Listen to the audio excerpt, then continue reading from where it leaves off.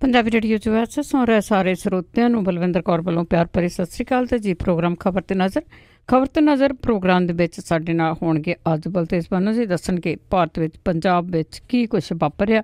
ਖਬਰਾਂ ਤੇ ਨਜ਼ਰ ਮਾਰਾਂਗੇ। ਖਬਰਾਂ ਤੋਂ ਪਹਿਲਾਂ ਧੰਨਵਾਦ ਕਰਨਾ ਚਾਹੁੰਦੇ ਸਾਡੇ ਸਪਾਂਸਰ ਜਿਨ੍ਹਾਂ ਨੇ ਇਸ ਪ੍ਰੋਗਰਾਮ ਨੂੰ ਸਪਾਂਸਰ ਕੀਤਾ। ਆਪ ਸਭ ਤੱਕ ਪਹੁੰਚਾਇਆ ਜੀ ਗੁਰਦੀਪ ਸਿੰਘ ਜੀ ਬਿਰਦੀ ਕਲੋਵਸ ਤੋਂ, Khalsa insurance agency San Jose, Ashanjit Singh Kaloti Yuba City, Satnam Singh ji Selma ਤੋਂ, ਪ੍ਰੀਤਮ ਸਿੰਘ ਤੇ ਤਲਵਿੰਦਰ ਸਿੰਘ ਜੀ ਗਿੱਲ ਬੇਕਰਸਫੀਲਡ, ਜੱਸੀ ਗਿੱਲ ਪਲੰਬਿੰਗ ਵਾਲੇ ਤੇ Lali Sidhu ji Bakersfield, south west pharmacy ਵਾਲੇ ਬੇਕਰਸਫੀਲਡ ਤੋਂ, ਜਿਨ੍ਹਾਂ ਦਾ phone number 6618375700। Harvinder Singh ji Samra Yuba City, Kashmir Singh ji Sacramento, Gurvir Singh Brar Fresno, Harwant Singh Uppal Yuba City. ਬਹੁਤ ਬਹੁਤ ਇਹਨਾਂ ਦੇ ਧੰਨਵਾਦੀ, ਇਹਨਾਂ ਨੇ ਇਸ ਪ੍ਰੋਗਰਾਮ ਨੂੰ ਸਪਾਂਸਰ ਕੀਤਾ, ਆਪ ਸਭ ਤੱਕ ਪਹੁੰਚਾਇਆ ਜੀ।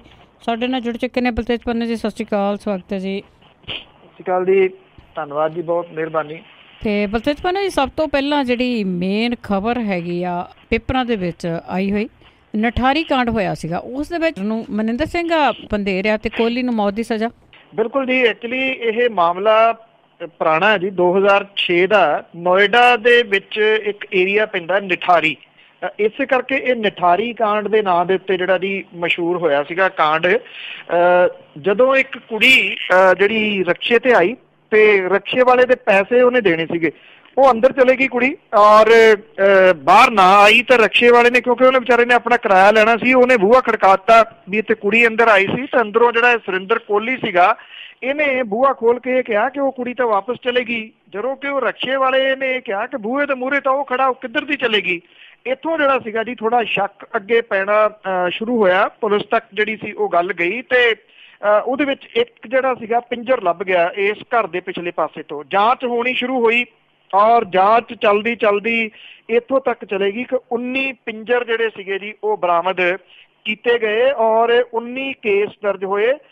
ਸਰਬਜੀਤ ਸਿੰਘ ਪੰਧੇਰ, ਮਾਫ ਕਰਨਾ ਜੀ, ਮਨਿੰਦਰ ਸਿੰਘ ਪੰਧੇਰ ਤੇ ਸੁਰਿੰਦਰ ਕੋਹਲੀ ਜਿਹੜੇ ਸੀਗੇ ਜੀ, ਇਹਦੇ ਵਿੱਚ ਮੁੱਖ ਮੁਜਰਮ ਜਿਹੜੇ ਬਣਾਏ ਗਏ। 16 ਦੇ ਖਿਲਾਫ ਜਿਹੜਾ ਸੀਗਾ ਜੀ ਇਹ ਮਾਮਲਾ ਦਰਜ ਕੀਤਾ ਗਿਆ। 3 ਮਾਮਲੇ ਸਬੂਤਾਂ ਦੀ ਘਾਟ ਕਰਕੇ ਜਿਹੜੇ ਸੀਗੇ ਉਹ ਬੰਦ ਕਰ ਦਿੱਤੇ ਗਏ। ਜਿਹੜਾ ਸੁਰਿੰਦਰ ਕੋਹਲੀ ਹੈ ਜੀ, ਉਹਨੂੰ ਤਾਂ ਜਿਹੜੀ ਹੁਣ ਤੱਕ 9 ਮਾਮਲਿਆਂ ਦੇ ਵਿੱਚ ਫਾਂਸੀ ਦੀ ਸਜ਼ਾ ਜਿਹੜੀ ਆ ਉਹ ਹੋ ਚੁੱਕੀ ਹੋਈ ਆ, ਕਿਉਂਕਿ ਉਹ ਮੁੱਖ ਮੁਲਜ਼ਮ ਸੀਗਾ। ਜਿਹੜਾ ਮਨਿੰਦਰ ਸਿੰਘ ਪੰਧੇਰ ਆ, ਉਹਨੂੰ ਇੱਕ ਜਿਹੜੀ ਇਹਨਾਂ ਦੀ ਨੌਕਰਾਣੀ ਸੀਗੀ 22 ਸਾਲਾਂ ਦੀ ਪਿੰਕੀ ਸਰਕਾਰ, ਉਹਦੇ ਕਤਲ ਦੇ ਮਾਮਲੇ ਦੇ ਵਿੱਚ ਸੁਰਿੰਦਰ ਕੋਹਲੀ ਦੇ ਨਾਲ ਤੇ ਇਸ ਮਨਿੰਦਰ ਸਿੰਘ ਪੰਧੇਰ ਨੂੰ ਜਿਹੜੀ ਆ ਉਹ ਫਾਂਸੀ ਦੀ ਸਜ਼ਾ ਦਿੱਤੀ ਗਈ ਹੈ ਜੀ। ਔਰ ਇਹਨਾਂ ਇਹ ਜਿਹੜਾ ਜੀ 10ਵਾਂ ਤਕਰੀਬਨ ਸੀਗਾ ਜੀ, ਜਿਵੇਂ ਦੱਸਿਆ ਕਿ 3 ਜਿਹੜੇ ਮਾਮਲੇ ਆ ਉਹ ਬੰਦ ਕਰਤੇ ਗਏ ਆ, ਬਾਕੀ ਅਜੇ ਜਿਹੜੇ ਆ ਜੀ ਪੈਂਡਿੰਗ ਆ। ਜਿੰਨੀ ਦੇਰ ਤੱਕ ਉਹ ਚੱਲਦੇ ਆ ਉਨੀ ਦੇਰ ਤੱਕ ਜਿਹੜੀ ਆ ਜੀ ਉਹ ਫਾਂਸੀ ਨਹੀਂ ਹੋ ਸਕਦੀ। ਔਰ ਇਹ ਵੀ ਰਿਕਾਰਡ ਹੈ ਕਿ ਕਿਸੇ ਮਾਮਲੇ ਦੇ ਵਿੱਚ ਜਿਹੜਾ ਸੁਰਿੰਦਰ ਕੋਹਲੀ ਆ, ਇਹੋ ਜਿਹੇ ਬੰਦੇ ਨੂੰ ਇੰਨੇ ਮਾਮਲਿਆਂ ਦੇ ਵਿੱਚ ਫਾਂਸੀ ਦੀ ਸਜ਼ਾ ਜਿਹੜੀ ਆ ਉਹ ਦਿੱਤੀ ਗਈ ਹੈ। ਔਰ ਜਦੋਂ ਇਹ ਘਰ ਜਿਹੜਾ ਜੀ ਸਾਹਮਣੇ ਆਇਆ ਸੀਗਾ ਤੇ ਉਦੋਂ ਲੋਕਾਂ ਦੇ ਮਨਾਂ ਦੇ ਵਿੱਚ ਇੱਕ ਬਹੁਤ ਵੱਡੀ ਦਹਿਸ਼ਤ ਜਿਹੜੀ ਸੀਗੀ ਜੀ ਇਸ ਏਰੀਏ ਦੇ ਵਿੱਚ ਔਰ ਸਮੁੱਚੇ ਮੁਲਕ ਦੇ ਵਿੱਚ ਜਿਹੜੀ ਉਹ ਪੈ ਗਈ ਸੀਗੀ, ਕਿਉਂਕਿ ਜਿਹੜੇ ਪਿੰਜਰ ਬਰਾਮਦ ਕੀਤੇ ਗਏ ਸੀਗੇ ਇਹਦੇ ਵਿੱਚੋਂ ਬਹੁਤੇ ਪਿੰਜਰ ਜਿਹੜੇ ਉਹ ਲੜਕੀਆਂ ਦੇ ਸੀਗੇ ਤੇ ਕੁਝ ਜਿਹੜੇ ਉਹ ਬੱਚਿਆਂ ਦੇ ਸੀਗੇ। ਇਹ ਉੱਥੇ ਉਸ ਘਰ ਦੇ ਵਿੱਚ ਹੀ ਜਿਹੜੀਆਂ ਵਰਗਲਾ ਕੇ ਛੋਟੀ ਉਮਰ ਦੀਆਂ ਬੱਚੀਆਂ ਜਿਹੜੀਆਂ ਸੀ ਉਹਨਾਂ ਨੂੰ ਰੇਪ ਕਰਕੇ ਉਹਨਾਂ ਨੂੰ ਮਾਰ ਦਿੰਦੇ ਸੀਗੇ ਔਰ ਪਿੱਛੇ ਜਿਹੜਾ ਉਹ ਸੁੱਟ ਦਿੰਦੇ ਸੀਗੇ। ਇਹ ਇਸ ਲੈਵਲ ਤੱਕ ਜਿਹੜਾ ਜੀ ਇੱਥੇ ਹੋਇਆ ਸੀਗਾ। ਵੈਸੇ ਜਿਹੜੇ ਕੁਝ ਮਾਮਲਿਆਂ ਦੇ ਵਿੱਚ ਜਿਹੜਾ ਮਨਿੰਦਰ ਸਿੰਘ ਪੰਧੇਰ ਆ ਉਹਨੂੰ ਜਿਹੜੀ ਆ ਜੀ ਉਮਰ ਕੈਦ ਦੀ ਸਜ਼ਾ ਹੋਈ ਆ, ਪਰ ਫਾਂਸੀ ਜਿਹੜੀ ਆ ਜੀ ਉਹ ਇਸ ਇੱਕ ਨਵੇਂ ਮਾਮਲੇ ਦੇ ਵਿੱਚ ਹੋਈ ਹੈ ਜੀ। ਤੇ ਦੇਖੋ ਕੀ ਕੁਛ ਹੋ ਰਿਹਾ ਇੱਥੇ। ਤਾਂ ਅੱਗੇ ਆਪਾਂ ਲੋਕ ਸਭਾ ਦੀ ਜੇ ਗੱਲ ਕਰੀਏ ਤਾਂ ਉਸ ਦੇ ਵਿੱਚ ਹੰਗਾਮੇ ਤੇ 6 ਮੈਂਬਰ ਮੁਅੱਤਲ। ਬਿਲਕੁਲ ਜੀ, ਇਹ ਮਾਮਲੇ ਜਿਹੜੇ ਆ ਜੀ ਉਹ ਜਾਰੀ ਆ। ਵਿਰੋਧੀ ਧਿਰ ਦਾ ਰੌਲਾ ਰੱਪਾ ਜਿਹੜਾ ਜੀ ਉਹ ਜਾਰੀ ਆ। ਜਿਹੜਾ ਵਿਰੋਧੀ ਧਿਰ ਆ ਜੀ ਉਹਦੇ ਵੱਲੋਂ ਜਿਹੜੇ ਆ ਭੀੜ ਤੰਤਰ ਦੇ ਵੱਲੋਂ ਕਤਲ ਕੀਤੇ ਜਾ ਰਹੇ ਆ ਅਖੌਤੀ ਗਊ ਰੱਖਿਅਕਾਂ ਦੇ ਨਾਂ ਦੇ ਹੇਠ, ਇਸ ਮਾਮਲੇ ਦੇ ਉੱਤੇ ਜਿਹੜੇ ਕਤਲਾਂ ਦੇ ਬਾਰੇ ਕੰਮ ਰੋਕੂ ਮਤਿਆਂ ਦੇ ਨੋਟਿਸ ਜਿਹੜੇ ਸੀਗੇ ਉਹ ਰੱਦ ਕਰ ਦਿੱਤੇ ਗਏ ਕਿ ਨਹੀਂ, ਇਹਦੇ ਉੱਤੇ ਜਿਹੜੀ ਆ ਜੀ ਉਹ ਗੱਲ ਨਹੀਂ ਹੋਣੀ। ਇਹਦੇ ਤੋਂ ਭੜਕ ਗਈ ਵਿਰੋਧੀ ਧਿਰ ਔਰ ਉਹਨਾਂ ਨੇ ਵੈਲ ਦੇ ਵਿੱਚ ਜਿਹੜਾ ਸੀਗਾ ਜੀ ਉਹ ਆ ਕੇ ਲੋਕ ਸਭਾ ਦੇ ਸਪੀਕਰ ਜਿਹੜੇ ਸੀਗੇ ਉਹਨਾਂ ਦੇ ਖਿਲਾਫ ਨਾਅਰੇਬਾਜ਼ੀ ਸ਼ੁਰੂ ਕਰ ਦਿੱਤੀ।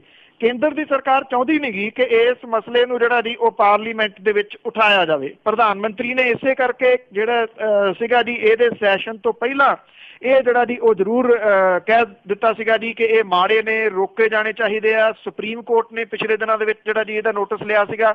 ਜਦੋਂ ਸੁਪਰੀਮ ਕੋਰਟ ਕਹਿੰਦੀ ਹੈ ਕਿ ਇਹ ਸ਼ਹਿ ਦੇ ਉੱਤੇ ਹੋ ਰਹੇ ਨੇ, ਰਾਜ ਜਿਹੜੇ ਨੇ ਉਹ ਸ਼ਹਿ ਨਾ ਦੇਣ, ਤੇ ਪਾਰਲੀਮੈਂਟ ਦੇ ਵਿੱਚ ਇਹ ਮਸਲਾ ਕਿਉਂ ਨਹੀਂ ਉੱਠ ਸਕਦਾ ਜੀ।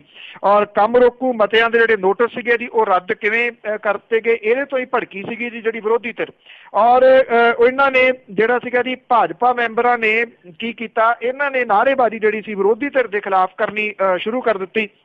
ਔਰ ਦੋਵੇਂ ਤਰ੍ਹਾਂ ਜਿਹੜੀਆਂ ਸੀ ਆਮੋ ਸਾਹਮਣੇ ਹੋ ਗਈਆਂ ਜਿਹੜੀ ਨਾਅਰੇਬਾਜ਼ੀ ਨੂੰ ਲੈ ਕੇ। ਔਰ ਬਾਅਦ ਦੇ ਵਿੱਚ ਜਿਹੜੇ ਲੋਕ ਸਭਾ ਦੇ ਸਪੀਕਰ ਨੇ ਸੁਮਿਤਰਾ ਮਹਾਜਨ, ਉਹਨਾਂ ਨੇ 6 ਜਿਹੜੇ ਮੈਂਬਰ ਪਾਰਲੀਮੈਂਟ ਨੇ ਜੀ ਉਹਨਾਂ ਨੂੰ 5 ਦਿਨਾਂ ਦੇ ਵਾਸਤੇ ਮੁਅੱਤਲ ਕਰਤਾ। ਇਹਦੇ ਵਿੱਚ ਗੌਰਵ ਗੋਗੋਈ, ਕੇ ਸੁਰੇਸ਼ ਔਰ ਇਹਦੇ ਨਾਲ ਰਾਜਨ ਚੌਧਰੀ, ਰਣਜੀਤਾ ਰੰਜਨ, ਸੁਸ਼ਮਿਤਾ ਦੇਵ ਤੇ MK ਰਾਘਵਨ ਜਿਹੜਾ ਜੀ ਇਹਦੇ ਵਿੱਚ ਸ਼ਾਮਲ ਨੇ। ਪੱਤਰਕਾਰਾਂ ਦੇ ਨਾਲ ਗੱਲਬਾਤ ਜਿਹੜੀ ਜੀ ਬਾਹਰ ਕਰਦੇ ਆ, ਸੁਮਿਤਰਾ ਮਹਾਜਨ ਹੋਰਾਂ ਨੇ ਕਿਹਾ ਕਿ ਬਹੁਤ ਸੀਰੀਅਸ ਜਿਹੜਾ ਜੀ ਇਸ਼ੂ ਆ ਕਿ ਵੈਲ ਦੇ ਵਿੱਚ ਆ ਕੇ ਉਹ ਜਿਹੜੇ ਕਾਗਜ਼ ਸੁੱਟਣੇ ਲੋਕ ਸਭਾ ਜਿਹੜੇ ਸਪੀਕਰ ਨੇ ਉਹਦੀ ਕੁਰਸੀ ਵੱਲ ਨੂੰ। ਔਰ ਉਹਨਾਂ ਨੇ ਇਹ ਕਿਹਾ ਕਿ ਜਿਹੜੀਆਂ ਥੱਲੇ ਫਾਈਲਾਂ ਪਈਆਂ ਸੀ ਉਹਦੇ ਵਿੱਚੋਂ ਵੀ ਕੁਝ ਜਿਹੜੇ ਕਾਗਜ਼ ਸੀ ਉਹ ਉਖਾੜ ਲੈਣੇ। ਇਹ ਬਹੁਤ ਸੀਰੀਅਸ ਮਾਮਲਾ ਹੈ ਜਿਹਦੇ ਕਰਕੇ ਇਹਨਾਂ ਨੂੰ ਜਿਹੜੇ 6 ਨੇ ਉਹਨਾਂ ਨੂੰ 5 ਦਿਨ ਦੇ ਵਾਸਤੇ ਮੁਅੱਤਲ ਕੀਤਾ ਗਿਆ।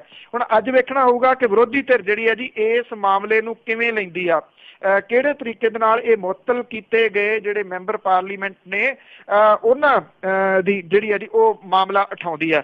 ਵੈਸੇ ਜੇ ਪੁਰਾਣਾ ਜਿਹੜੀਆਂ ਦੀ ਫੁਟੇਜ ਹੋਣ ਤਾਂ ਉਹਦੇ ਵਿੱਚ ਜਦੋਂ ਭਾਰਤੀ ਜਨਤਾ ਪਾਰਟੀ ਵਿਰੋਧੀ ਧਿਰ ਦੇ ਵਿੱਚ ਹੁੰਦੀ ਸੀ ਤਾਂ ਉਹ ਵੈਲ ਦੇ ਵਿੱਚ ਆ ਕੇ ਇਸੇ ਤਰੀਕੇ ਦਾ ਸਾਰਾ ਕੁਝ ਕਰਦੀ ਸੀ, ਇਉਂ ਹੀ ਕਾਗਜ਼ ਸੁੱਟਦੀ ਸੀ। ਤੇ ਹੈਰਾਨੀ ਵਾਲੀ ਗੱਲ ਇਹ ਹੈ ਜੀ ਕਿ ਉਦੋਂ ਇਹਨਾਂ ਸਾਰਿਆਂ ਦੀ ਅਗਵਾਈ ਅਕਸਰ ਮੈਡਮ ਸੁਮਿਤਰਾ ਮਹਾਜਨ ਹੋਰੀ ਕਰ ਰਹੇ ਹੁੰਦੇ ਸੀਗੇ ਜੀ। ਉਹ ਯਾਦ ਭੁੱਲ ਗਿਆ, ਪਤਾ ਨਹੀਂ ਸੀ ਆਹ ਕੁਰਸੀ ਮਿਲ ਜਾਣੀ। ਤੇ ਅੱਗੇ ਆਪਾਂ ਕਈ ਦਿਨਾਂ ਤੋਂ ਮਸਲਾ ਭਖਿਆ ਹੋਇਆ, ਜਿਹੜੇ 39 ਨੌਜਵਾਨ ਆ ਉਹ ਗਵਾਚ ਗਏ ਸੀ ਜੀ ਇਰਾਕ ਦੇ ਵਿੱਚ, ਤੇ ਸਾਡੇ ਵਿਦੇਸ਼ ਮੰਤਰੀ ਕਹਿੰਦੇ ਉਹ ਹੈਗੇ ਆ, ਪਰ ਇਰਾਕ ਦੇ ਵਿਦੇਸ਼ ਮੰਤਰੀ ਨੇ ਇਹ ਕਿਹਾ ਕਿ ਸਾਨੂੰ ਇਸ ਦੀ ਕੋਈ ਖਬਰ ਨਹੀਂ। ਕੋਈ ਮਾਮਲਾ ਐਕਚੁਅਲੀ 3 ਸਾਲ ਤਕਰੀਬਨ ਪੁਰਾਣਾ ਹੈ ਜੀ। ਉਦੋਂ ਅਜੇ ਭਾਰਤੀ ਜਨਤਾ ਪਾਰਟੀ ਦੀ ਸਰਕਾਰ ਬਣੀ ਨੂੰ ਥੋੜਾ ਸਮਾਂ ਹੋਇਆ ਸੀਗਾ। ਇਹ ਮਾਮਲਾ ਮੈਂਬਰ ਪਾਰਲੀਮੈਂਟ ਜਿਹੜੇ ਭਗਵੰਤ ਮਾਨ ਹੋਰਾਂ ਨੇ ਉਠਾਇਆ ਸੀਗਾ ਔਰ ਉਹਨਾਂ ਨੇ ਕੁਝ ਜਿਹੜੇ ਮੁੰਡੇ ਉੱਥੋਂ ਵਿਦੇਸ਼ ਮੰਤਰਾਲੇ ਦੇ ਤੱਕ ਪਹੁੰਚ ਕਰਕੇ ਬਚਾ ਕੇ ਉੱਥੋਂ ਲਿਆਂਦੇ ਸੀਗੇ। ਉਦੋਂ ਇਹ ਆਇਆ ਸੀਗਾ ਕਿ 39 ਉੱਥੇ ਹੋਰ ਕੈਦ ਨੇ, ਤੇ ਉਹਨਾਂ ਜਿਹੜੇ ਬਚ ਕੇ ਆਏ ਸੀ ਉਹਨਾਂ ਦੇ ਵਿੱਚ ਆਇਆ ਇੱਕ ਜਿਹੜਾ ਮੁੰਡਾ ਸੀਗਾ, ਉਹਨੇ ਇਹ ਖੁਲਾਸਾ ਪ੍ਰੈਸ ਕਾਨਫਰੰਸ ਜਿਹੜੀ ਭਗਵੰਤ ਮਾਨ ਨੇ ਕਰਾਈ ਸੀ ਉਹਦੇ ਵਿੱਚ ਇਹ ਕੀਤਾ ਸੀਗਾ ਕਿ ਇਹਨਾਂ 39 ਬੰਦਿਆਂ ਨੂੰ ਅੱਤਵਾਦੀਆਂ ਨੇ ਜਿਹੜੇ ਆਈਸਿਸ ਵਾਲੇ ਸੀ ਉਹਨਾਂ ਨੇ ਉਹਦੇ ਸਾਹਮਣੇ ਮਾਰ ਦਿੱਤਾ ਸੀ। ਵਿਦੇਸ਼ ਮੰਤਰਾਲੇ ਨੇ ਉਦੋਂ ਵੀ ਕਿਹਾ ਸੀਗਾ ਕਿ ਇਹ ਬੰਦਾ ਝੂਠ ਬੋਲਦਾ, ਸਾਡੇ ਤਾਂ ਉਹ ਸੰਪਰਕ ਦੇ ਵਿੱਚ ਨੇ। ਵਿਦੇਸ਼ ਮੰਤਰੀ ਹੋਰਾਂ ਨੇ ਜਿਹੜਾ ਜੀ ਉਹ ਕਿਹਾ ਸੀਗਾ। ਜਦੋਂ ਪਿਛਲੇ ਦਿਨਾਂ ਤੋਂ ਮਾਮਲਾ ਫੇਰ ਚੱਲਦਾ ਰਿਹਾ ਤਾਂ ਉਹ ਇਹ ਕਿਹਾ ਗਿਆ ਵਿਦੇਸ਼ ਮੰਤਰੀ ਦੇ ਵੱਲੋਂ ਕਿ ਜਿਹੜਾ ਮੌਸੂਲ ਸ਼ਹਿਰ ਹੈ ਉਹਦੇ ਵਿੱਚ ਇਹ ਬੰਦੇ ਜਿਹੜਾ ਜੀ ਉਹ ਕੈਦ ਨੇ, ਕਿਉਂਕਿ ਮੌਸੂਲ ਦੇ ਉੱਤੇ ਆਈਸਿਸ ਦਾ ਕਬਜ਼ਾ ਹੈ, ਇਸ ਕਰਕੇ ਅਸੀਂ ਬਹੁਤਾ ਕੁਝ ਕਰ ਨਹੀਂ ਸਕਦੇ।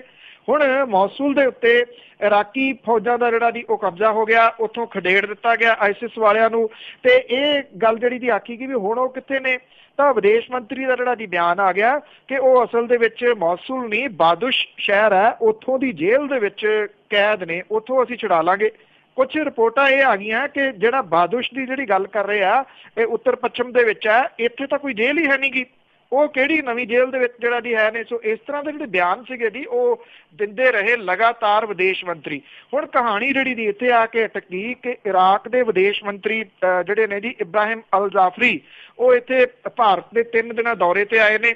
ਉਹਨਾਂ ਤੋਂ ਪੁੱਛਿਆ ਗਿਆ ਕਿ 39 ਲੋਕਾਂ ਦੇ ਬਾਰੇ ਦੇ ਵਿੱਚ ਜਾਣਕਾਰੀ, ਤੇ ਉਹਨਾਂ ਦਾ ਜਵਾਬ ਇਹ ਸੀਗਾ ਕਿ ਇਰਾਕ ਦੀ ਸਰਕਾਰ ਦੇ ਕੋਲੇ ਕੋਈ ਵੀ ਇਨਫੋਰਮੇਸ਼ਨ ਜਿਹੜੀ ਆ ਜੀ ਉਹ ਨਹੀਂ ਹੈਗੀ ਉਹਨਾਂ ਦੇ ਕੋਲੇ, ਉਹ ਜਿਉਂਦੇ ਨੇ ਜਾਂ ਮਾਰੇ ਗਏ। ਜਿਹੜੇ ਉਹਨਾਂ ਦੇ ਪਰਿਵਾਰ ਵਾਲੇ ਨੇ ਉਹ ਬੇਹੱਦ ਉਦਾਸ ਨੇ ਜੀ। ਇਸ ਬਿਆਨ ਤੋਂ ਬਾਅਦ ਵਿਦੇਸ਼ ਮੰਤਰੀ ਹੋਰਾਂ ਨੇ ਪਾਰਲੀਮੈਂਟ ਦੇ ਵਿੱਚ ਜਿਹੜਾ ਜੀ ਇਹਦੇ ਸੰਬੰਧੀ ਬਿਆਨ ਦੇਣਾ ਸੀ ਕੱਲ, ਪਰ ਦਿੱਤਾ ਨਹੀਂ ਗਿਆ ਕਿਉਂਕਿ ਜਿਹੜੀ ਪਾਰਲੀਮੈਂਟ ਸੀ ਉਹ ਉਠਾ ਦਿੱਤੀ ਗਈ ਸੀਗੀ ਰੌਲੇ ਰੱਪੇ ਕਰਕੇ। ਅੱਜ ਇਸ ਮਸਲੇ ਦੇ ਉੱਤੇ ਜਿਹੜਾ ਜੀ ਪਾਰਲੀਮੈਂਟ ਦੇ ਵਿੱਚ ਰੌਲਾ ਰੱਪਾ ਫਿਰ ਜਿਹੜਾ ਉਹ ਪੈ ਸਕਦਾ ਹੈ ਕਿ ਕਿਸੇ ਮੁਲਕ ਦਾ ਵਿਦੇਸ਼ ਮੰਤਰੀ ਬਾਰ-ਬਾਰ ਇਹੋ ਜੀ ਝੂਠੀ ਗੱਲ ਜਿਹੜੀ ਹੈ ਜੀ ਉਹ ਕਿਵੇਂ ਉਠਾ ਸਕਦਾ ਹੈ। ਜੇ ਉਹ ਵਾਕਈ ਸੰਪਰਕ ਦੇ ਵਿੱਚ ਸਨ ਤਾਂ ਉਹ ਕਿੱਥੇ ਨੇ ਤੇ ਵਿਦੇਸ਼ ਮੰਤਰੀ ਦਾ ਸੰਪਰਕ ਅਸਲ ਦੇ ਵਿੱਚ ਹੁੰਦਾ ਕਿਹਨਾਂ ਦੇ ਨਾਲ ਰਿਹਾ?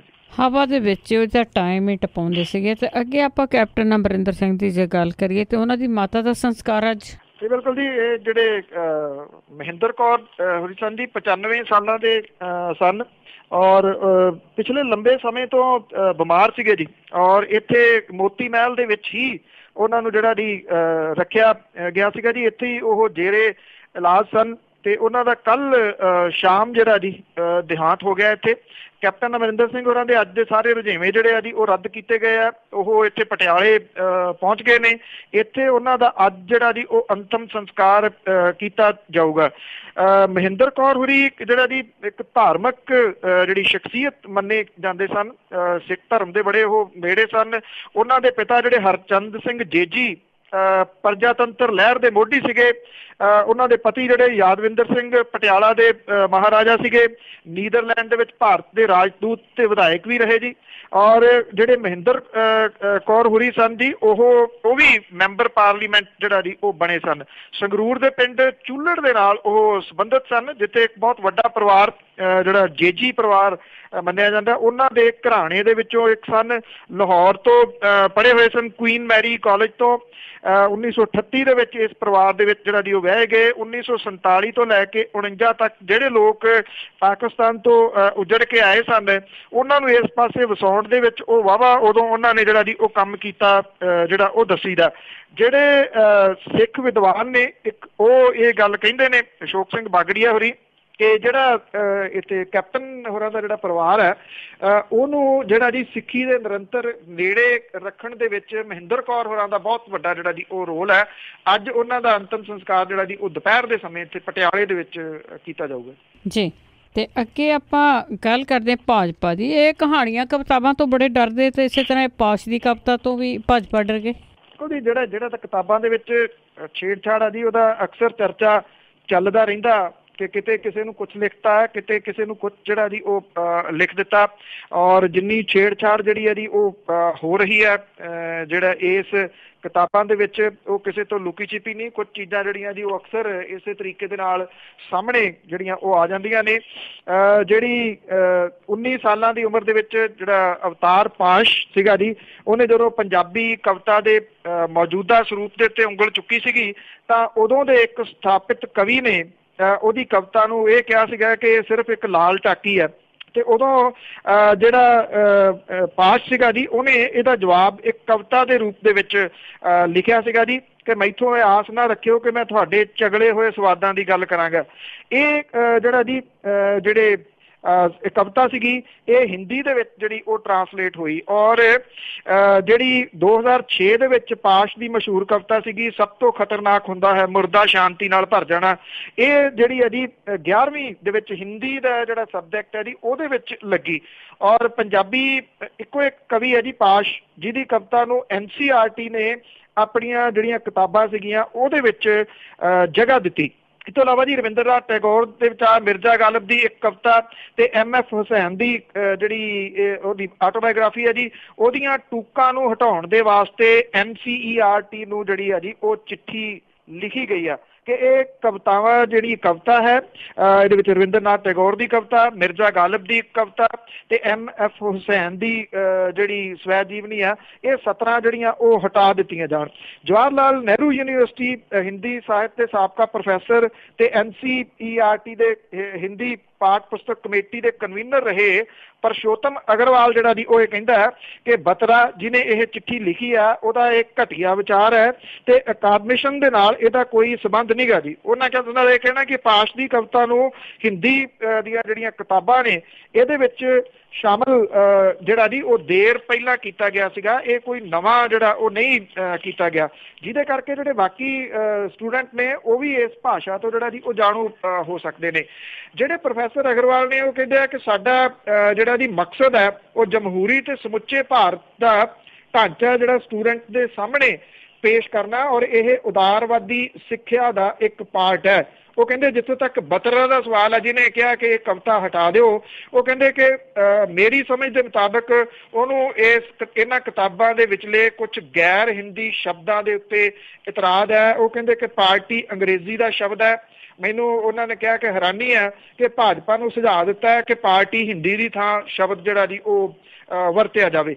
ਉਹਦਾ ਇਹ ਕਹਿਣਾ ਕਿ ਅਸਲ ਦੇ ਵਿੱਚ ਜਿਹੜਾ ਜੀ ਇਹ ਕਿਉਂਕਿ ਇਨਕਲਾਬੀ ਕਵਿਤਾ ਹੈ, ਔਰ ਜਿਹੜੀ ਭਾਰਤੀ ਜਨਤਾ ਪਾਰਟੀ ਹੈ ਜੀ ਉਹਦੀ ਕੋਸ਼ਿਸ਼ ਇਹ ਹੈ ਜੀ ਕਿ ਜਿੱਥੇ ਕੋਈ ਇੱਦਾਂ ਦੀ ਸੋਚ ਆ ਜਾਂਦੀ ਆ ਜਿਹਦੇ ਵਿੱਚ ਇਨਕਲਾਬ ਜਿਹੜਾ ਉਹ ਦੀਂਦਾ ਹੋਵੇ, ਉੱਥੋਂ ਉਹਨੂੰ ਜਿਹੜਾ ਜੀ ਉਹ ਡਰ ਲੱਗਣਾ ਸ਼ੁਰੂ ਹੋ ਜਾਂਦਾ ਤੇ ਫਿਰ ਉਹ ਇਹ ਸੋਚਦੀ ਹੈ ਕਿ ਇਹਨੂੰ ਪੱਕਾ ਜਿਹੜਾ ਜੀ ਪਾਸੇ ਕਿਉਂ ਨਾ ਕੀਤਾ ਜਾਵੇ। ਔਰ ਇਸੇ ਹੀ ਸੰਦਰਭ ਦੇ ਵਿੱਚ ਇਹ ਚਿੱਠੀ ਜਿਹੜੀ ਆ ਜੀ ਉਹ ਲਿਖੀ ਗਈ ਆ ਕਿ ਪਾਸ਼ ਦੀ ਕਵਿਤਾ ਜਿਹੜੀ ਸਭ ਤੋਂ ਖਤਰਨਾਕ, ਉਹਨੂੰ ਇਹਨਾਂ ਜਿਹੜੀਆਂ ਪਾਰਟ ਨੇ ਜੀ ਸਿਲੇਬਸ ਦਾ, ਉਹਦੇ ਵਿੱਚੋਂ ਕੱਢ ਦਿੱਤਾ ਜਾਵੇ। ਜੀ ਜੀ, ਆਪ ਉਹ ਚੇਂਜਸ ਕਰ ਰਹੇ ਆ ਪਰ ਦੂਸਰੇ ਨੂੰ ਬਰਦਾਸ਼ਤ ਨਹੀਂ ਕਰਦੇ। ਅੱਗੇ ਆਪਾਂ ਗੱਲ ਕਰਦੇ ਹਾਂ ਸੋਸ਼ਲ ਮੀਡੀਆ 'ਤੇ ਇੱਕ ਕੁੜੀ ਬੜੀ ਚਰਚਿਤ ਹੋਈ ਸੀ ਜਿਸ ਨੂੰ ਛੇੜਿਆ ਗਿਆ ਸੀ ਬੱਸ ਦੇ ਵਿੱਚ, ਤੇ ਹੁਣ ਉਹ ਮਾਮਲਾ ਵੀ ਦਰਜ ਹੋ ਗਿਆ। ਬਿਲਕੁਲ ਜੀ, ਐਕਚੁਅਲੀ ਇਹ ਕੁਝ ਦਿਨ ਪਹਿਲਾਂ ਦੀ 3 ਕੁ ਦਿਨ ਪਹਿਲਾਂ ਦੀ 4 ਦਿਨ ਪਹਿਲਾਂ ਦੀ ਜਿਹੜੀ ਇਹਦੀ ਗੱਲ ਹੈ ਕਿ ਪਾਤੜਾ ਜਾ ਰਹੀ ਬੱਸ ਦੇ ਵਿੱਚ ਇਹ ਅੰਮ੍ਰਿਤਧਾਰੀ ਲੜਕੀ ਸੀਗੀ ਜੀ, ਜਿਹਦੇ ਨਾਲ ਛੇੜਛਾੜ ਕੀਤੀ ਗਈ ਸੀ। ਇੱਕ ਥਾਣੇਦਾਰ ਜਿਹੜਾ ਕਿ ਸ਼ਰਾਬ ਦੇ ਨਾਲ ਟੈਟ ਸੀਗਾ, ਪੂਰਾ ਬੱਸ ਦੇ ਵਿੱਚ ਬੈਠਾ ਸੀਗਾ, ਉਹ ਜਿਹੜਾ ਜੀ ਲਗਾਤਾਰ ਕੁਝ ਫਿਕਰੇ ਜਿਹੜੇ ਆ ਜੀ ਇਸ ਲੜਕੀ ਦੇ ਉੱਤੇ ਕੱਸ ਰਿਹਾ ਸੀਗਾ। ਉਸ ਲੜਕੀ ਨੇ ਉਹਨੂੰ ਰੋਕਣ ਦੀ ਕੋਸ਼ਿਸ਼ ਕੀਤੀ, ਰੁਕਿਆ ਨਹੀਂ। ਉਹਨੇ ਆਪਣੀ ਸੀਟ ਚੇਂਜ ਕਰਨ ਦੇ ਵਾਸਤੇ ਜਿਹੜੀ ਦੂਜੇ ਥਾਂ ਜਾਣ ਲੱਗੀ ਤੇ ਇਹਦਾ ਇੰਨਾ ਹੌਸਲਾ ਵਧਿਆ ਜੀ, ਇਹਨੇ ਉਸ ਲੜਕੀ ਦੀ ਬਾਂਹ ਫੜ ਲਈ। ਔਰ ਇਸੇ ਲੜਕੀ ਦੇ ਕਾਲਜ ਦੇ ਵਿੱਚ ਪੜ੍ਹਦੇ ਇੱਕ ਜਿਹੜਾ ਨੌਜਵਾਨ ਸੀਗਾ ਜੀ, ਉਹਨੇ ਵਿਰੋਧ ਕੀਤਾ ਇਹਦਾ, ਔਰ ਵਿਰੋਧ ਕਰਕੇ ਜਿਹੜਾ ਜੀ ਲੜਕੀ ਤਾਂ ਰਸਤੇ 'ਚ ਉਤਰ ਗਈ, ਪਰ ਬਾਅਦ ਦੇ ਵਿੱਚ ਜਿੱਥੇ ਇਹ ਲੜਕਾ ਜਿੱਥੇ ਤੱਕ ਭਵਾਨੀਗੜ੍ਹ ਤੱਕ ਆਇਆ ਤਾਂ ਉੱਥੇ ਉਤਰਨ ਲੱਗਿਆ ਇਸ ਥਾਣੇਦਾਰ ਨੇ ਉਸ ਲੜਕੇ ਦੇ ਨਾਲ ਜਿਹੜੀ ਜੀ ਉਹ ਬਦਤਮੀਜ਼ੀ ਕੀਤੀ ਕਿ ਉਹਨੂੰ ਰੋਕਿਆ ਕਿਉਂ ਗਿਆ ਸੀਗਾ, ਤੇ ਉਹਨੇ ਜਿਹੜੀ ਜੀ ਫਿਰ ਰੌਲਾ ਪਾਤਾ ਤੇ ਲੋਕਾਂ ਨੇ ਫਿਰ ਜਿਹੜਾ ਸੀਗਾ ਉਹ ਥਾਣੇਦਾਰ ਧਰ ਲਿਆ ਤੇ ਵੀਡੀਓ ਜਿਹੜੀ ਸੀ ਇਸ ਮੁੰਡੇ ਨੇ ਬਣਾ ਕੇ, ਜਿਹਦੇ ਵਿੱਚ ਇਹ ਉਸ ਮੁੰਡੇ ਦੇ ਗਲ ਪੈਂਦਾ, ਉਹਨੂੰ ਗਾਲਾਂ ਕੱਢਦਾ ਜਿਹੜਾ ਜੀ ਉਹ ਨਜ਼ਰ ਆਉਂਦਾ, ਇਹ ਵਾਇਰਲ ਹੋ ਗਈ ਸੋਸ਼ਲ ਮੀਡੀਆ ਦੇ ਉੱਤੇ। ਬੜੀ ਤੇਜ਼ੀ ਦੇ ਨਾਲ ਜਿਹੜੀ ਸੀਗੀ ਇਹ ਵੀਡੀਓ ਫੈਲੀ। ਪੁਲਿਸ ਨੇ ਕੀ ਕੀਤਾ ਜੀ, ਜਿਹੜੇ ਮੁੰਡੇ ਨੇ ਬਚਾਉਣ ਦੀ ਕੋਸ਼ਿਸ਼ ਕੀਤੀ ਸੀ, ਜਿਹਨੇ ਵੀਡੀਓ ਬਣਾਈ ਸੀ, ਉਹਦੇ ਉੱਤੇ ਮਾਮਲਾ ਦਰਜ ਕਰ ਲਿਆ ਔਰ ਉਹਦੇ ਘਰ ਜਿਹੜੀ ਸੀ ਉਹ ਛਾਪੇਮਾਰੀ ਕਰਨੀ ਸ਼ੁਰੂ ਕਰ ਦਿੱਤੀ। ਮਾਮਲਾ ਜਿਹੜਾ ਸੀਗਾ ਜੀ ਕਿਉਂਕਿ ਸੋਸ਼ਲ ਮੀਡੀਆ ਤੇ ਆ ਗਿਆ, ਤੇਜ਼ੀ ਦੇ ਨਾਲ ਫੈਲ ਗਿਆ। ਕੁਝ ਸਿੱਖ ਜਥੇਬੰਦੀਆਂ ਵੀ ਇਹਦੇ ਵਿੱਚ ਜਿਹੜੀਆਂ ਜੀ ਉਹ ਆ ਗਈਆਂ ਤੇ ਕੱਲ ਜਿਹੜਾ ਸੀਗਾ ਜੀ ਅਕਾਲ ਤਖਤ ਦੇ ਜਥੇਦਾਰ ਨੇ ਵੀ ਇਹ ਜਿਹੜਾ ਕਹਿਤਾ ਕਿ ਇਸ ਲੜਕੀ ਦੇ ਨਾਲ ਬਦਸਲੂਕੀ ਕਰਨ ਵਾਲੇ ਜਿਹੜੇ ਪੁਲਿਸ ਮੁਲਾਜ਼ਮ ਨੇ ਉਹਦੇ ਖਿਲਾਫ ਤੁਰੰਤ ਕਾਰਵਾਈ ਕੀਤੀ ਜਾਵੇ। ਉਹਨਾਂ ਨੇ ਕਿਹਾ ਕਿ ਜੇ ਨਾ ਹੋਇਆ ਤੇ ਇਹਦੇ ਸੰਬੰਧੀ ਫਿਰ ਪ੍ਰੋਗਰਾਮ ਅਗਲਾ ਜਿਹੜਾ ਜੀ ਉਹ ਉਲੀਕਿਆ ਜਾਊਗਾ।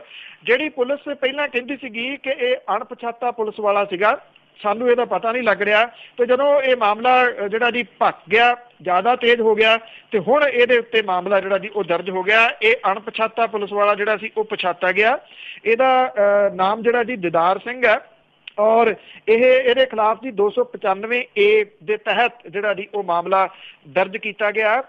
ਜਿਹੜਾ ਰੇਲਵੇ ਪੁਲਿਸ ਦੇ ਵਿੱਚ ਜਿਹੜਾ ਜੀ ਇਹ ਤਾਇਨਾਤ ਦੱਸੀਦਾ, ਜਿਹੜਾ ਕਿ ਸ਼ਰਾਬ ਪੀ ਕੇ ਉਸ ਦਿਨ ਇਹਦੇ ਬੱਸ ਦੇ ਵਿੱਚ ਬੈਠਾ ਹੋਇਆ ਸੀਗਾ ਔਰ ਇਸ ਲੜਕੀ ਦੇ ਨਾਲ ਜਿਹੜੀ ਹੈ ਜੀ ਉਹ ਛੇੜਛਾੜ ਕਰ ਰਿਹਾ ਸੀਗਾ।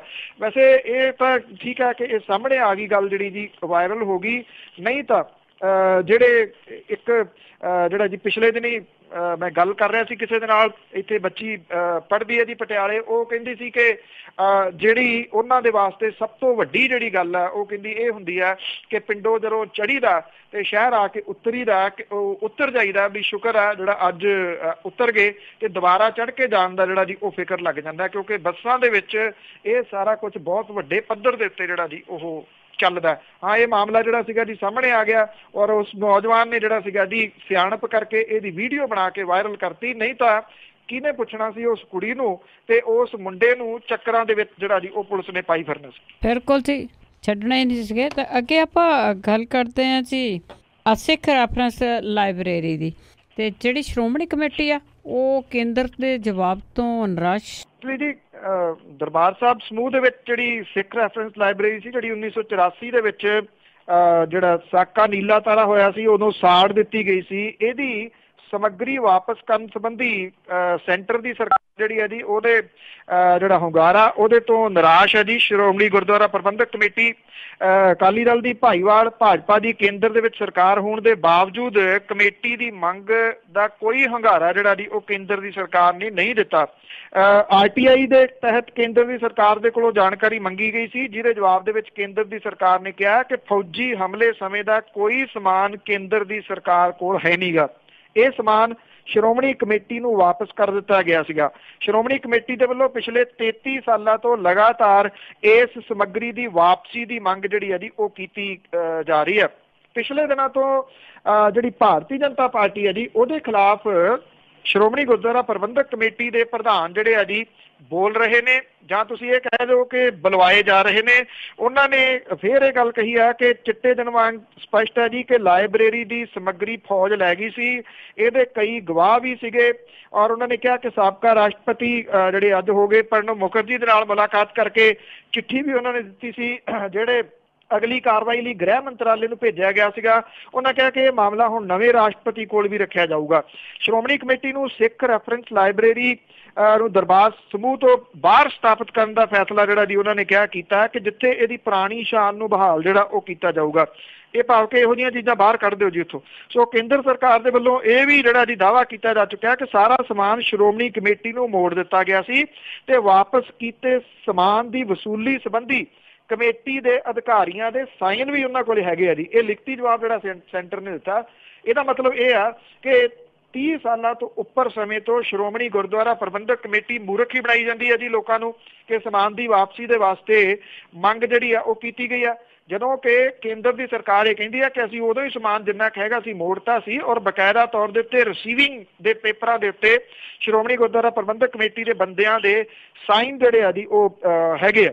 ਜਿਹੜੇ ਇਹਦੇ ਉੱਤੇ ਦਸਤਖਤ ਕਰਨ ਵਾਲੇ ਸ਼੍ਰੋਮਣੀ ਕਮੇਟੀ ਦੇ ਸਾਬਕਾ ਸਕੱਤਰ ਨੇ ਕੁਲਵੰਤ ਸਿੰਘ, ਉਹ ਕਹਿੰਦੇ ਆ ਕਿ ਫੌਜੀ ਹਮਲੇ ਤੋਂ ਕੁਝ ਸਾਲ ਬਾਅਦ ਕੁਝ ਕਿਤਾਬਾਂ ਤੇ ਅਖਬਾਰ ਵਾਪਸ ਕੀਤੇ ਗਏ ਸੀਗੇ। ਔਰ ਉਹਨਾਂ ਨੇ ਕਿਹਾ ਕਿ ਉਹ ਉਸ ਵੇਲੇ ਲਾਇਬ੍ਰੇਰੀ ਦੇ ਇੰਚਾਰਜ ਸੀਗੇ। ਕੁਝ ਕਿਤਾਬਾਂ ਤੇ ਕੁਝ ਸਮਾਨ ਜਿਹੜਾ ਦੀ ਉਹ ਕਿਹਾ, ਔਰ ਇਹ ਕਿਹਾ ਗਿਆ ਜੀ ਕਿ ਜਿਹੜਾ ਸਾਰਾ ਸਮਾਨ ਦੀ ਜਿਹੜੀ ਗੱਲ ਆ ਉਹ ਗਲਤ ਹੈ। ਹੁਣ ਇਹ ਸਮਾਨ ਕੀ ਸੀਗਾ, ਅਸਲ ਜਿਹੜੀ ਇਹਦੀ ਗੱਲ ਉਹ ਇਹ ਆ ਲੁਕਵੀਂ ਕਿ ਸ਼੍ਰੋਮਣੀ ਗੁਰਦੁਆਰਾ ਪ੍ਰਬੰਧਕ ਕਮੇਟੀ ਦੇ ਕੋਲੇ ਇਹਦਾ ਕੋਈ ਲਿਸਟ ਨਹੀਂ ਹੈਗੀ ਕਿ ਉਦੋਂ ਸਿੱਖ ਰੈਫਰੈਂਸ ਲਾਇਬ੍ਰੇਰੀ ਦੇ ਵਿੱਚ ਕੀ ਕੁਝ ਸੀਗਾ, ਉਹਦੀ ਕੀ ਲਿਸਟ ਸੀਗੀ। ਨਾ ਇਹਨਾਂ ਦੇ ਕੋਲੇ ਆ ਜੀ ਸਮਾਨ ਦੀ ਗੱਲ ਜਿਹੜੀ ਉਹ ਕਰੀ ਜਾਂਦੇ ਤੇ ਜਵਾਬ ਜਿਹੜਾ ਜੀ ਅੱਗੋਂ ਆ ਗਿਆ ਵੀ ਉਹ ਸਮਾਨ ਤਾਂ ਉਦੋਂ ਮੋੜ ਦਿੱਤਾ ਸੀਗਾ, ਸਾਡੇ ਕੋਲ ਕੁਝ ਹੈ ਹੀ ਨਹੀਂ। ਬਿਲਕੁਲ ਜੀ, ਜੋ ਮੋੜਿਆ ਵੀ ਉਹਨੇ ਬਸ ਸਾਈਨ ਕਰ ਦਿੱਤੇ ਹੋਣੇ। ਬੇਸ਼ੱਕ ਉਹ 'ਚ 7-8 ਕਿਤਾਬਾਂ ਹੀ ਹੋਣਗੀਆਂ। ਪੜ੍ਹਨ ਪੜ੍ਹਾਉਣ ਦਾ ਕੰਮ ਤਾਂ ਬੜਾ ਮੁਸ਼ਕਿਲ ਜਿਹਾ। ਅਤੇ ਅੱਗੇ ਆਪਾਂ ਪੰਜਾਬ ਦੀ ਰਾਜਨੀਤੀ ਵਿੱਚ ਸਾਲਿਆਂ ਦੀ ਗੱਲ ਕਰੀਏ ਤਾਂ ਬੜੀ ਚਰਚਾ ਰਹਿੰਦੀ ਹੈ ਜੀ। ਜਿਹੜਾ ਵੀ ਆ ਜਾਂਦਾ ਹੈ ਜੀ ਪੋਲੀਟਿਕਸ ਦੇ ਵਿੱਚ ਅਤੇ ਉਹਨਾਂ ਦੇ ਸਾਲੇ ਆ ਜਿਹੜੇ, ਉਹਨਾਂ ਨੂੰ ਕੋਈ ਨਾ ਕੋਈ ਜਿਹੜੀ ਜੋਬ ਆ ਵਧੀਆ ਮਿਲ ਜਾਂਦੀ ਹੈ। ਹੁਣ ਮਨਪ੍ਰੀਤ ਬਾਦਲ ਦੀ ਗੱਲ ਕਰੀਏ ਤੇ ਆਪਣੇ ਇਲਾਕੇ ਦੀ ਵਾਂਗਡੋਰੀ ਆਪਣੇ ਸਾਲੇ ਦੇ ਹੱਥ ਦੇ ਦਿੱਤੀ। ਬਿਲਕੁਲ ਜੀ, ਤੁਹਾਡੀ ਗੱਲ ਠੀਕ ਹੈ। ਇਹ ਜਿਹੜਾ ਰਿਸ਼ਤਾ ਜੀ ਇਹ ਚਰਚਿਤ ਤਾਂ ਪਹਿਲਾਂ ਵੀ ਰਿਹਾ ਪੰਜਾਬ ਦੇ ਵਿੱਚ। ਤਾਂ ਬਹੁਤੇ ਕੁਛ ਦੀ ਵਾਗਡੋਰ ਜਿਹੜੀ ਹੈ ਜੀ ਇੱਕ ਸਾਲੇ ਦੇ ਹੱਥ ਰਹੀ ਹੈ। ਬਹੁਤ ਚਰਚਿਤ ਜਿਹੜਾ ਜੀ ਉਹ ਸਾਲਾ ਤੁਸੀਂ ਕਹਿ ਲਓ। ਜਿਹੜੇ ਰਾਜਨੀਤਿਕ ਲੋਕ ਨੇ ਪੰਜਾਬ ਦੇ ਖਾਸ ਤੌਰ ਦੇ ਉੱਤੇ, ਬਾਕੀ ਵੀ ਮੁਲਕ ਦੇ ਸਾਰੇ, ਪਰ ਪੰਜਾਬ ਦੇ ਖਾਸ ਤੌਰ ਤੇ, ਉਹ ਜਦੋਂ ਕਿਸੇ ਅਹੁਦੇ ਦੇ ਉੱਤੇ ਪਹੁੰਚ ਜਾਂਦੇ ਆ ਜੀ ਫਿਰ ਉਹ ਆਪਣੇ ਵਰਕਰਾਂ ਵਾਲੰਟੀਅਰਾਂ ਦੇ ਉੱਤੇ ਕੋਈ ਵਿਸ਼ਵਾਸ ਨਹੀਂ ਕਰਦੇ। ਉਹ ਇਹ ਸਮਝਦੇ ਆ ਜੀ ਕਿ ਉਹਨਾਂ ਦਾ ਨੇੜਲਾ ਜਿਹੜਾ ਰਿਸ਼ਤੇਦਾਰ ਹੈ ਉਹੀ ਇਸ ਸਭ ਕਾਸੇ ਨੂੰ ਜਿਹੜਾ ਉਹ ਸੰਭਾਲੇ। ਹੁਣ ਇਸੇ ਤਰ੍ਹਾਂ ਦਾ ਜਿਹੜਾ ਜੀ ਵਰਤਾਰਾ ਬਠਿੰਡੇ ਦੇ ਵਿੱਚ ਵੇਖਣ ਨੂੰ ਮਿਲ ਰਿਹਾ ਜੀ। ਜਿਹੜੇ ਮਨਪ੍ਰੀਤ ਸਿੰਘ ਬਾਦਲ ਹੋਰਾਂ ਦੇ ਜਿਹੜੇ ਰਿਸ਼ਤੇ ਦੇ ਵਿੱਚ ਸਾਲੇ ਨੇ ਜੀ, ਜੈਜੀਤ ਸਿੰਘ ਜੌਹਲ, ਜੇ ਜੌਹਲ ਦੇ ਤੌਰ ਦੇ ਉੱਤੇ ਜਾਣੇ ਜਾਂਦੇ ਨੇ ਜੀ, ਉਹ ਹਲਕਾ ਬਠਿੰਡਾ ਜਿਹੜਾ ਸ਼ਹਿਰੀ ਹੈ ਉਹਦੀ ਹੁਣ ਉਹ ਸੇਵਾ ਕਰਨਗੇ ਜੀ। ਬਠਿੰਡਾ ਸ਼ਹਿਰੀ ਹਲਕੇ ਦੇ ਵਿੱਚ ਜੇ ਜੌਹਲ ਹੋਰਾਂ ਨੇ ਖੁਦ ਐਲਾਨ ਕੀਤਾ ਜੀ ਕਿ ਜਿਹੜੇ ਵਿੱਤ ਮੰਤਰੀ ਨੇ ਉਹ ਪੰਜਾਬ ਦੇ ਲੋਕਾਂ ਦੀ ਸੇਵਾ ਦੇ ਵਿੱਚ ਰੁੱਝੇ ਰਹਿੰਦੇ ਨੇ, ਜਿਸ ਕਰਕੇ ਮਨਪ੍ਰੀਤ ਸਿੰਘ ਬਾਦਲ ਹੋਰਾਂ ਨੇ ਉਹਨਾਂ ਦੀ ਡਿਊਟੀ ਬਠਿੰਡੇ ਵਾਸੀਆਂ ਦੀ ਸੇਵਾ ਦੇ ਵਾਸਤੇ ਜਿਹੜੀ ਹੈ ਜੀ ਉਹ ਲਾਤੀ ਆ।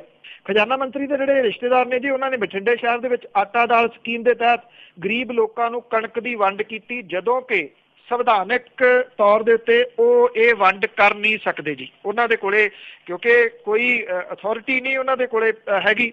ਔਰ ਜਿਹੜੇ ਜੀ ਕੈਪਟਨ ਸਾਹਿਬ ਦੀ ਹਕੂਮਤ ਬਣਨ ਤੋਂ ਬਾਅਦ ਸਭ ਤੋਂ ਪਹਿਲਾਂ ਡਿਪਟੀ ਸਪੀਕਰ ਜਿਹੜੇ ਅਜੈਬ ਸਿੰਘ ਭੱਟੀ ਨੇ, ਉਹਨਾਂ ਨੇ ਆਪਣੇ ਹਲਕਾ ਮਲੋਟ ਦੇ ਵਿੱਚ ਉੱਥੋਂ ਦੀ ਸੇਵਾ ਦੀ ਜਿਹੜੀ ਜ਼ਿੰਮੇਵਾਰੀ ਹੈ ਜੀ ਆਪਣੇ ਪੁੱਤ ਨੂੰ ਸੌਂਪੀ ਸੀਗੀ, ਜਿਹਨੂੰ ਹਲਕਾ ਇੰਚਾਰਜ ਬਣਾਏ ਜਾਣ ਦਾ ਮਲੋਟ ਦੇ ਕਾਂਗਰਸੀਆਂ ਦੇ ਵੱਲੋਂ ਸਵਾਗਤ ਵੀ ਕਰਤਾ ਗਿਆ ਸੀਗਾ।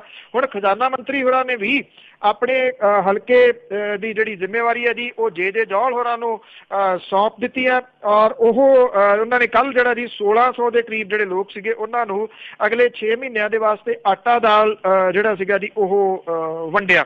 ਸੋ ਇਹਦੇ ਨਾਲ ਉਹਨਾਂ ਨੇ ਇਹ ਵੀ ਕਿਹਾ ਕਿ ਜਿਹੜੇ ਬਾਕੀ ਕੰਮ ਨੇ ਜਿਹੜੇ ਵੰਡਣ ਵੰਡਾਉਣ ਵਾਲੇ ਸਾਰੇ ਹੁਣ ਅੱਗੇ ਤੋਂ ਉਹੀ ਜਿਹੜਾ ਜੀ ਸੰਭਾਲਣਗੇ, ਉਹੀ ਇਸ ਹਲਕੇ ਦੇ ਵਿੱਚ ਜਿਹੜਾ ਜੀ ਉਹ ਕੰਮ ਕਰਨਗੇ। ਇੱਕ ਗੱਲ ਜਿਹੜੀ ਬੜੀ ਚਰਚਿਤ ਪਿਛਲੀ ਸਰਕਾਰ ਦੇ ਦੌਰਾਨ ਜਿਹੜਾ ਜੀ ਉਹ ਰਹੀ, ਉਹ ਸੀਗੇ ਜੀ ਹਲਕਾ ਜਥੇਦਾਰ, ਜਾਂ ਜਿਨ੍ਹਾਂ ਨੂੰ ਪੈਰ 'ਚ ਬਿੰਦੀ ਪਾ ਕੇ ਵੀ ਹਲਕਾ ਜਥੇਦਾਰ ਜਿਹੜਾ ਉਹ ਕਿਹਾ ਜਾਂਦਾ ਸੀਗਾ। ਇਹ ਕਿਹਾ ਗਿਆ ਜੀ ਕਿ ਇਹ ਹਲਕਾ ਜਥੇਦਾਰ ਜਿਹੜੇ ਨੇ ਉਹ ਸਮਾਪਤ ਕਰ ਦਿੱਤੇ ਗਏ ਨੇ, ਪਰ ਇਹ ਇੱਕ ਨਵਾਂ ਰੂਪ ਜਿਹੜਾ ਜੀ ਉਹ ਹਲਕਾ ਜਥੇਦਾਰਾਂ ਦਾ ਜਿਹੜਾ ਆਉਂਦਾ ਤੁਰਿਆ ਆ ਰਿਹਾ ਜੀ ਕਿ ਆਪੋ ਆਪਣੇ ਰਿਸ਼ਤੇਦਾਰਾਂ ਨੂੰ ਜਿਹੜੀ ਹੈ ਜੀ ਉਹ ਜ਼ਿੰਮੇਵਾਰੀ ਹਲਕਿਆਂ 'ਚ ਦਿੱਤੀ ਜਾ ਰਹੀ ਹੈ। ਬਿਲਕੁਲ ਜੀ, ਉਹਨਾਂ ਦੀਆਂ ਚਾਬਾਂ ਪੱਕੀਆਂ। ਬਹੁਤ ਬਹੁਤ ਧੰਨਵਾਦ ਬਲਤੇਜ ਪੰਨੂ ਜੀ।